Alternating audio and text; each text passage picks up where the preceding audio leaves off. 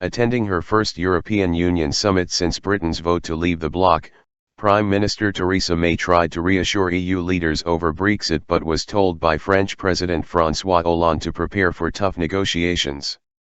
At a gathering in Brussels where EU leaders had robust debates on Russia, migration, and trade issues, May was allotted a short time slot at the end of dinner on Thursday to lay out her plans for taking Britain out of the EU after more than 4 decades as a member.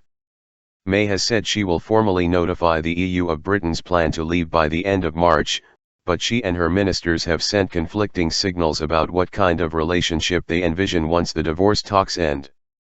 Her speech at a conference of her Conservative Party in early October suggested to some that she was leaning towards a so-called hard Brexit in which Britain would place limits on immigration and lose access to Europe's lucrative single market.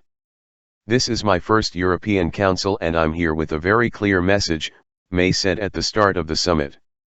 "The UK is leaving the EU, but we will continue to play a full role until we leave and will be a strong and dependable partner after we have left." Despite the conciliatory tone, Hollande warned May that the negotiations will be hard.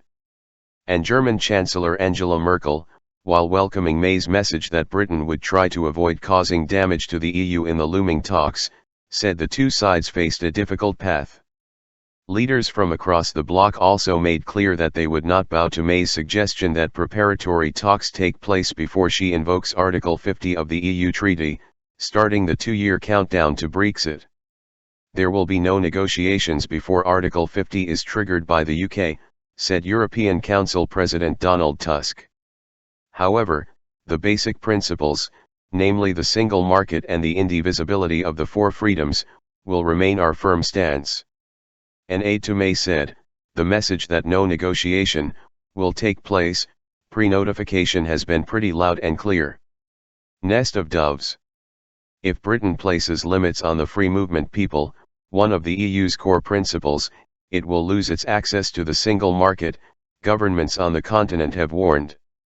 Banks in the City of London are worried that they could lose their right to sell services across Europe if May insists on curbing migration under a deal with the EU 27. After bracing for a potentially difficult summit, the aide to May said the atmosphere had been constructive and said the Prime Minister had sought to prove that Britain was still an active member of the Union by supporting action against Russia over Syria. EU diplomats said May had intervened at numerous points during the evening, not only on Syria but also Europe's migration crisis, a topic she dealt with as Interior Minister. During a discussion of plans the other leaders made without her at a summit of the EU 27 last month, she spoke up to say that Britain should not be excluded from decisions while it remained a member. Leaders were clear that they would not allow Britain to cherry-pick the profitable parts of their union, such as free access to the market for certain sectors, without taking on the full responsibilities of membership. At the tail end of a dinner of scallops and lamb, May set out her approach to Brexit, underlining there would be no second referendum and that she wanted Britain's departure from the EU to be smooth and orderly to safeguard the economy and calm increasingly nervous investors and markets. There was no discussion after she spoke, an EU diplomat said. May stuck to her speaking notes, the diplomat said, echoing frustration in some European capitals that they have gained little from the British Prime Minister beyond her oft-repeated mantra that Brexit means Brexit. Hollande told reporters that May had pledged to enter discussions in a constructive spirit, before adding, "We'll see."